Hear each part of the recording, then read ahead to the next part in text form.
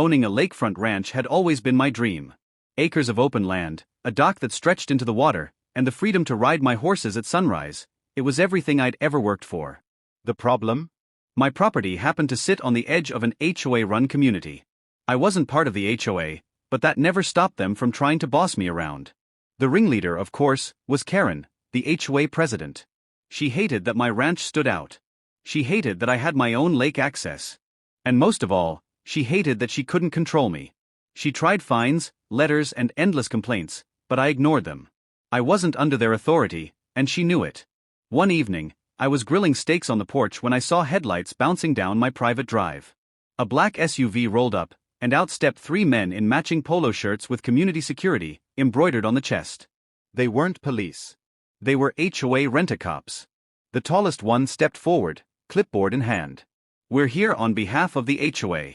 You're in violation of multiple community standards. You need to cease use of your dock and corral immediately."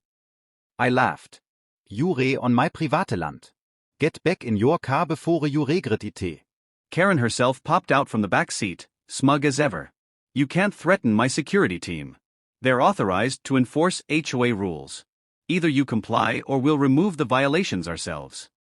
I put down my tongs and walked toward them, slow and steady. "Karen, let me explain this clearly. This ranch isn't yours. It isn't under HOA jurisdiction. And if your goons so much as step on my dock, you'll be the one in handcuffs." One of the security guards scoffed. "Big talk. Let's check the property." He started marching toward my dock. That's when I whistled. My two German shepherds bolted out of the house, teeth bared, growling low. The guard froze mid-step. I smirked. "They don't like trespassers." But the men kept pushing. One reached for his baton, another muttered something about forcing compliance. That's when my patience snapped. I grabbed the nearest broom handle leaning against the porch. When the first guard lunged forward, I sidestepped, swung low, and cracked it across his shin. He screamed and collapsed, clutching his leg. The second rushed in. I pivoted and slammed the stick against his kneecap. Down he went. The third didn't even try. He backed away, pale as a ghost. Karen shrieked, "You'll pay for this. You attacked security personnel." I pulled out my phone and dialed the sheriff directly. Within minutes, real law enforcement rolled up. They knew me well. I've served in the community for years. I showed them the property deed, explained how these clowns trespassed, and even played back security footage from my cameras. The sheriff glanced at the men still writhing on the ground. "So they tried to enforce HOA rules on land that isn't HOA?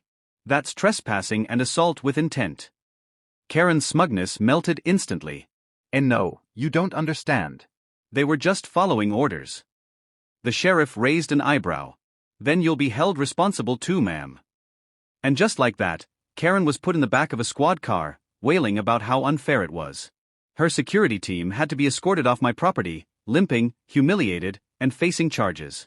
Word spread fast. The entire neighborhood laughed about how Karen's private army got destroyed at the ranch. People joked that the HOA should issue crutches as part of the uniform. The board, embarrassed by the fiasco, voted her out within a month. As for me, I enjoyed the rest of my steak dinner that night while watching the sun dip below the lake. My dogs lounged at my feet, the breeze carried the smell of pine, and my ranch remained mine, untouchable. Karen thought she could send muscle to intimidate me.